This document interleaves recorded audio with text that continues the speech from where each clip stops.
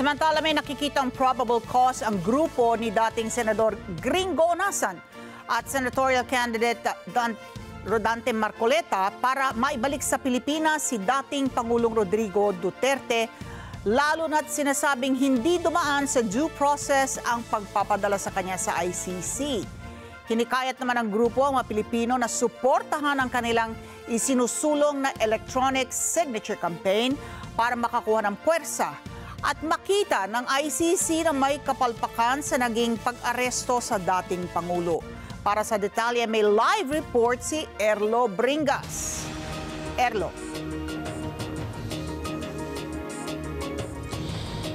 Ali, ang gagawin daw na hakbang na ito ng grupo ni dating Senador Gringo Honasan na isa ding senatorial aspirant ay panawagan para nang sa ganon ay magkaisa ang bawat Pilipino. Ang sabi ng dating senador, hindi ito o wala itong pinapanigan na anumang panig, kundi ang kanilang gagawin daw ay para sa kapayapaan din ng ating bansa.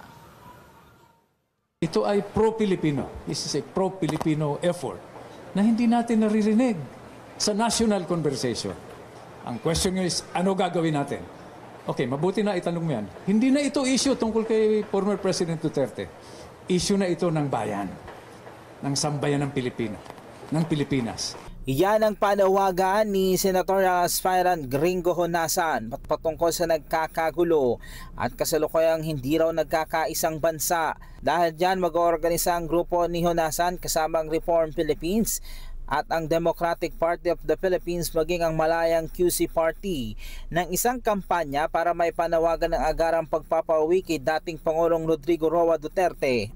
Matapos itong dalhin sa The Hague, Netherlands, matapos itong maaresto sa bisa ng umano'y warrant of arrest mula sa ICC. Yan ang nakikita nilang solusyon para mapahupa ang kasalukuyang sitwasyon na kung saan nagkakaroon ng pagkakahati-hati ang mamamayang Pilipino.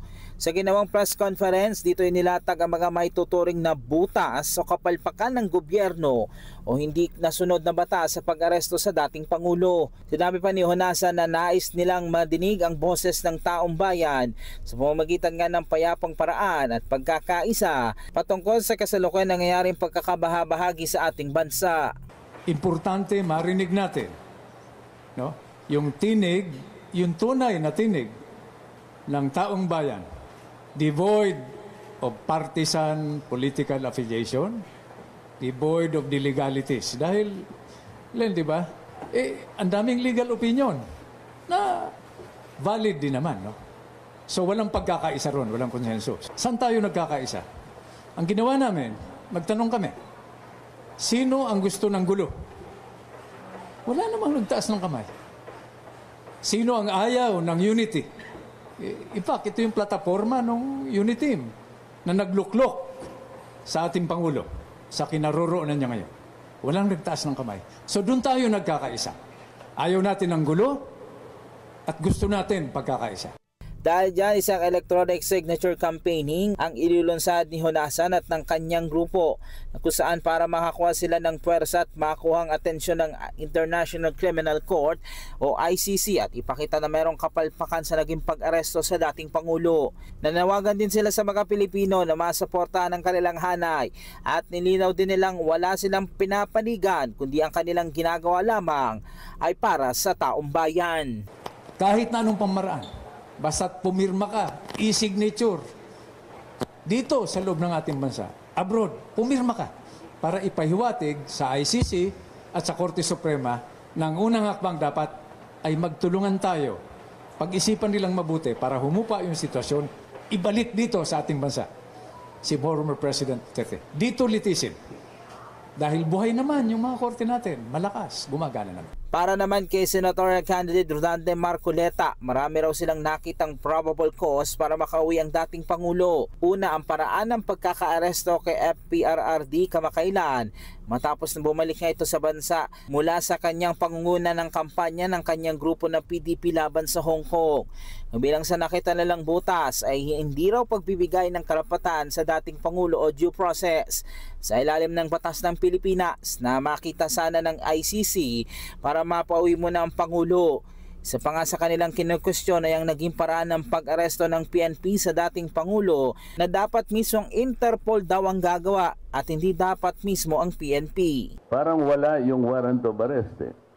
So dapat sana yung representative ng Interpol maliwanag nandun sana sana'y nagpapaliwanag, hindi si General Torre, hindi yung tagapagsalita ng PNP. Hindi nyo ba naitanong bakit yung pati yung nagbasa ng Miranda rights, bakit si General Torre? Bakit wala man lang, okay lang siguro siyang magbasa, ngunit nandun sana sa tabi niya yung representative ng Interpol.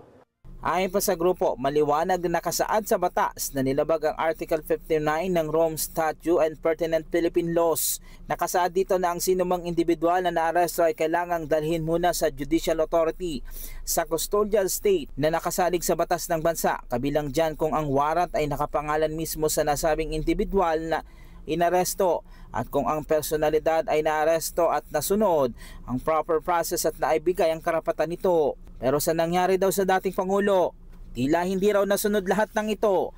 Kaya merong probable cause sa maaari itong makita ng ICC at maiuwi sa Pilipinas ang dating Pangulo. Ang gagawin daw nilang hakbang ay nakasalig sa patakaran na maaaring magpaabot ng saloobin ng isang non-government organization para magbigay ng suporta kung sino ang nais mabigyan ng suporta. Dapat siguro ang nakuha natin mula sa kanila, bakit hindi man lang lumitaw nung arestuhin ang dating Pangulo? Samantalang sinasabi nila na ginawa yung pag-aaresto in compliance with the obligation under the Interpol. Kaya lang hindi nyo napansin na hindi man lang nag-figure out kung sino yung representative ng Interpol. Di ba napakalaking ng importansya ng Interpol sapagkat doon pala nakasalig yung pagkaka-aresto sa Pangulo. Dapat lumitaw sana, bago inaresto yung Pangulong Duterte, malinaw sana na yung physical copy ng warrant of arrest.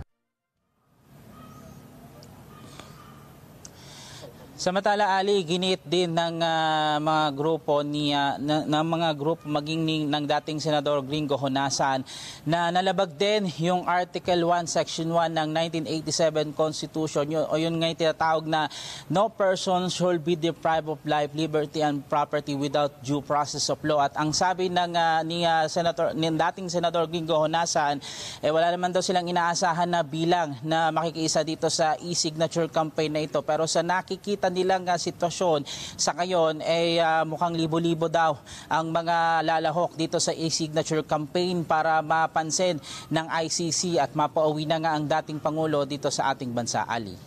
Okay, pero maliwanag naman ang mga kinikwestiyon ng mga tao na nagsasabi nga na itong paraan ng pag-aresto at pagdala kay dating Pangulong Duterte sa The Hague, Netherlands ay labag sa ating konstitusyon. Itong e-signatures at pati physical signatures, no, dahil sabi nila magsiset up daw sila ng mga desk like halimbawa sa Liwasang Bonifacio. Saan nila ito dadalhin? Ito ba ay dudulog ba sila sa ating Korte Suprema o doon sa International Criminal Court? Ali, ang sabi na sa atin ni dating Senador Gringo Honasan, nais nilang mapansin ng ICC itong kanilang panawagan. At meron din silang panawagan sa Korte Suprema na sana raw madaliin na maaprubahan yung mga petisyon na inihain nitong mga nakaraan para mapabalik ang dating Pangulo. Pero ang sabi sa atin ni Honasan ay wala naman daw silang layon na kung tatawagin doon ng iba na pag-iingay ito, okay, pag-iingay na raw ito, pero ito raw yung nakikita nilang paraan na tahimik at mapayapa para ipanawagan yung ilagay sa tama yung ginawang proseso ng pag-aresto sa dating Pangulo at dito mismo malitis sa ating bansa itong dating Pangulo, Ali. Okay, maraming salamat, Erlo Bringas.